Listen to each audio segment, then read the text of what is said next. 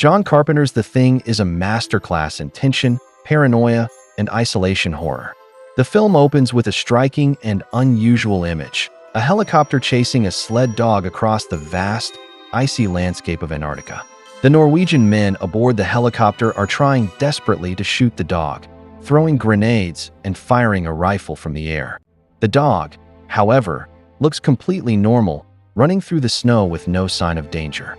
When the chase reaches the American research station, Outpost 31, the situation becomes even more chaotic. One of the Norwegians accidentally drops a grenade, blowing up the helicopter and himself.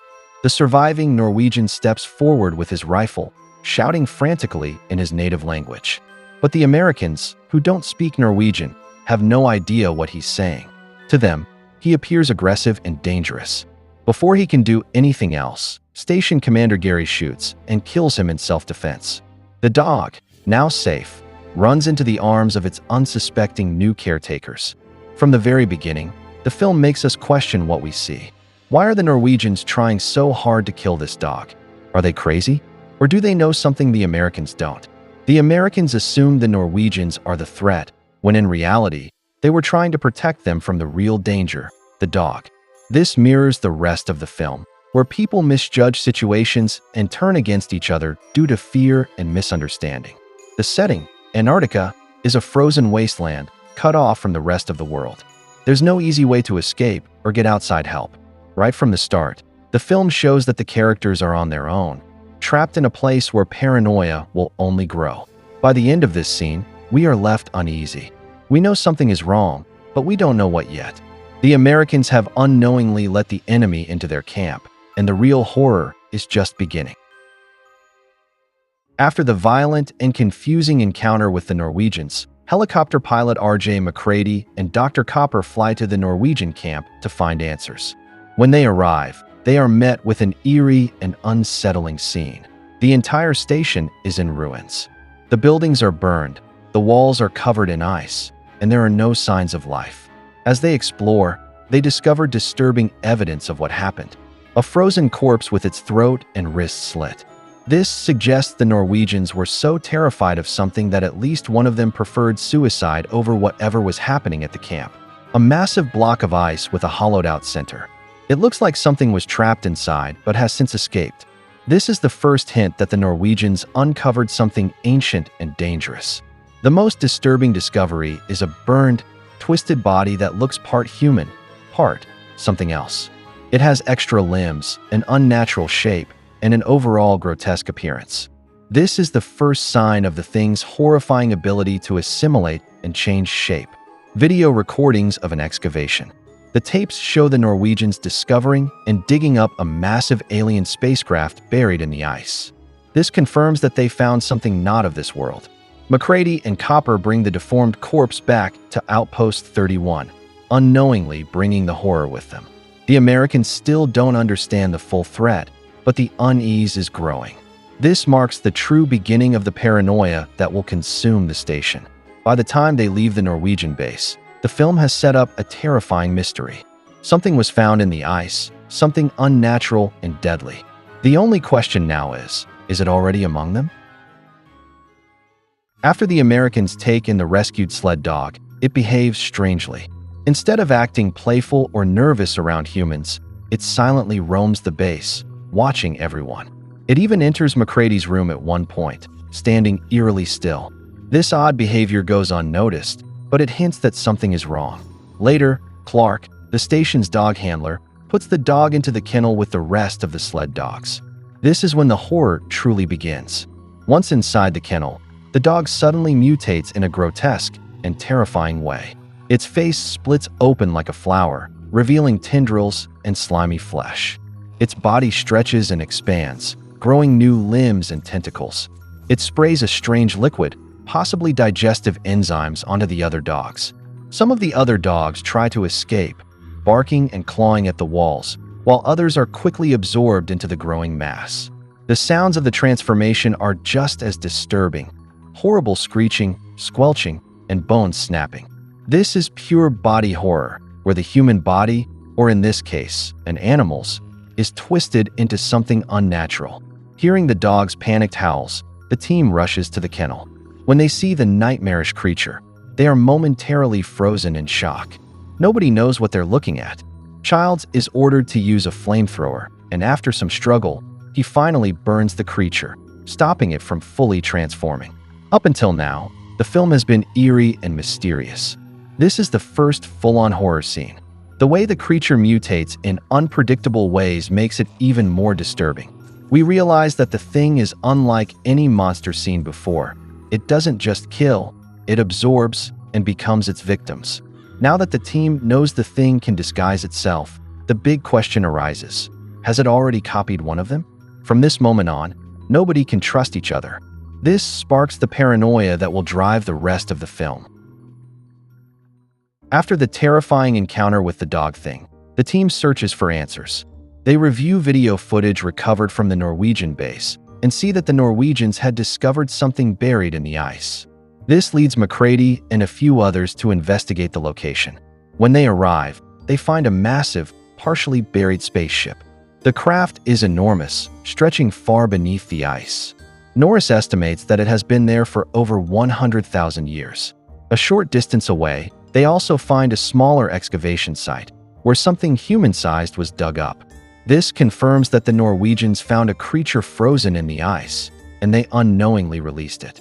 This moment mirrors a common theme in sci-fi and horror: humans tampering with things they don't understand.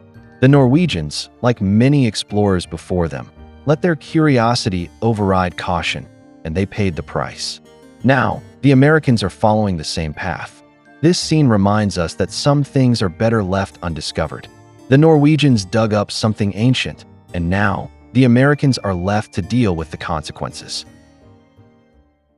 After the team burns the dog thing, biologist Blair conducts an autopsy and studies the creature's cells under a microscope. He realizes that the thing's cells actively absorb and copy other cells, meaning it can perfectly imitate any living organism. Wanting to understand the danger, Blair runs a computer simulation. The results are horrifying. If even one infected person or animal escapes, the thing could spread uncontrollably. Within 27,000 hours, 3 years, all life on Earth would be assimilated. Probability that someone at the station is already infected, 75%. This moment changes Blair completely. He snaps, realizing that if the thing reaches civilization, it will be the end of humanity.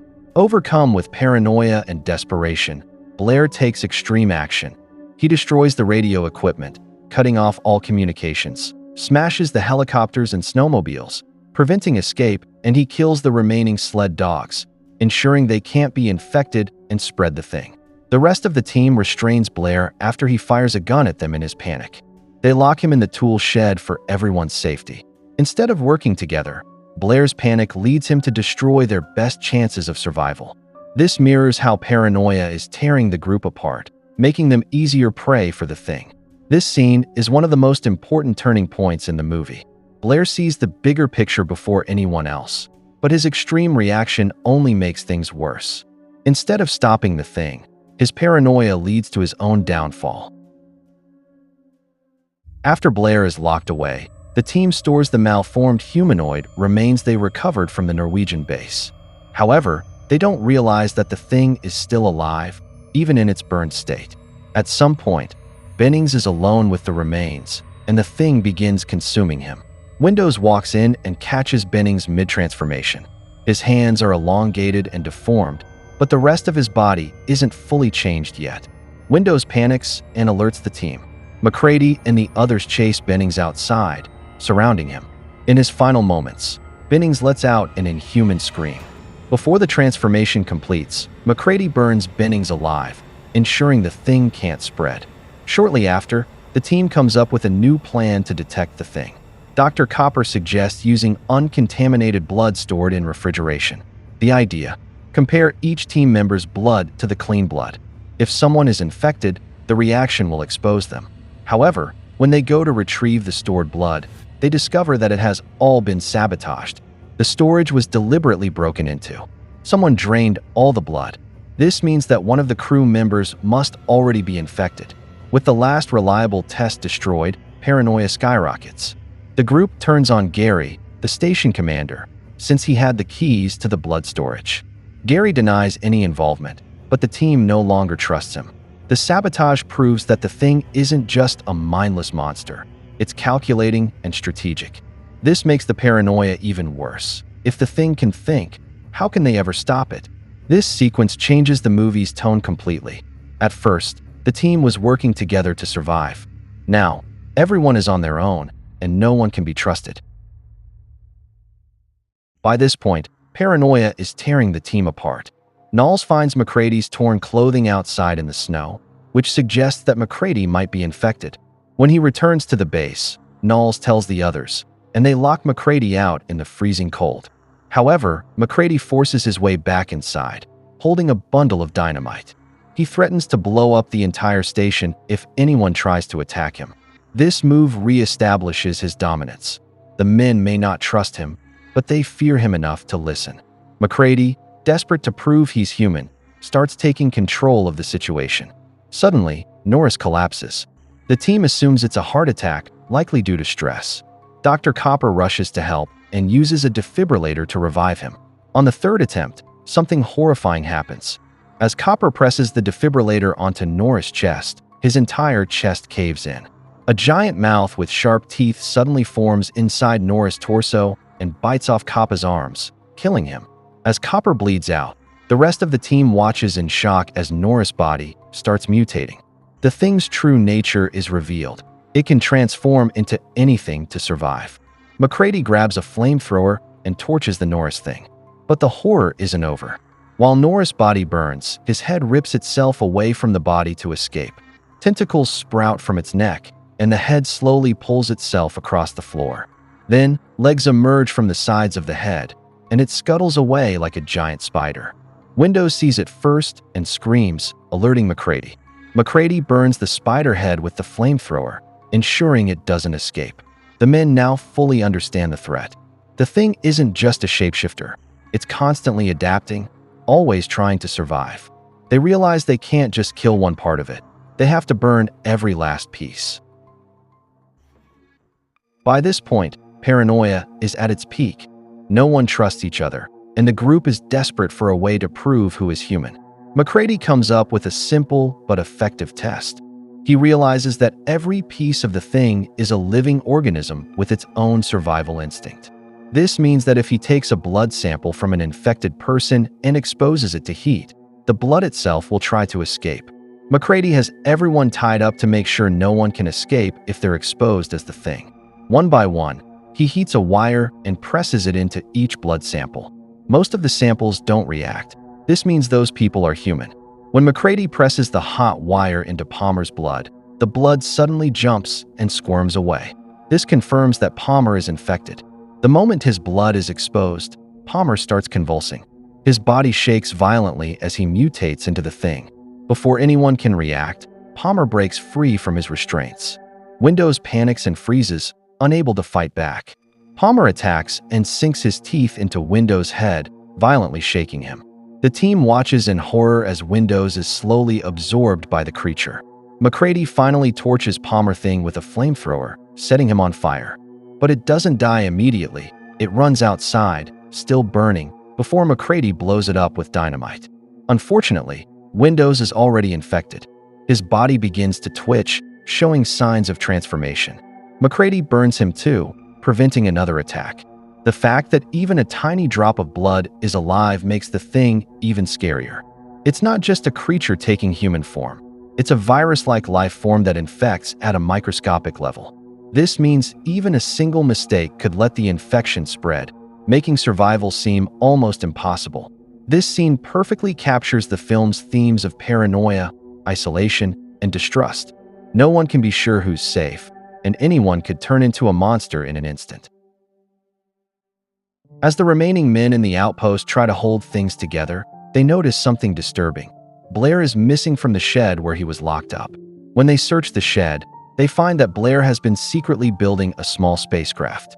This discovery is huge because it means Blair had been planning to escape with the thing, probably to get it back to civilization. His goal is clear. He wanted to let the thing survive, likely because he believes it will be the end of humanity if it spreads. Shortly after, Childs goes missing, The group doesn't know where he went. Then, the station's power generator is destroyed, leaving them without heat or power. This makes the men even more vulnerable. With no heat, they'll freeze to death if they don't find a way to stop the thing. The power failure adds to the sense of isolation. They are trapped, with no way out. At this point, MacReady, Gary, and Knowles realize the situation is dire. They decide that the only way to ensure the thing doesn't escape to the outside world is to destroy the entire station. They set up dynamite with the plan to blow everything up before the thing can get to safety. As they prepare to destroy the station, the Blair thing appears. This version of Blair has transformed into a hideous, monstrous form, even larger and more dangerous than before.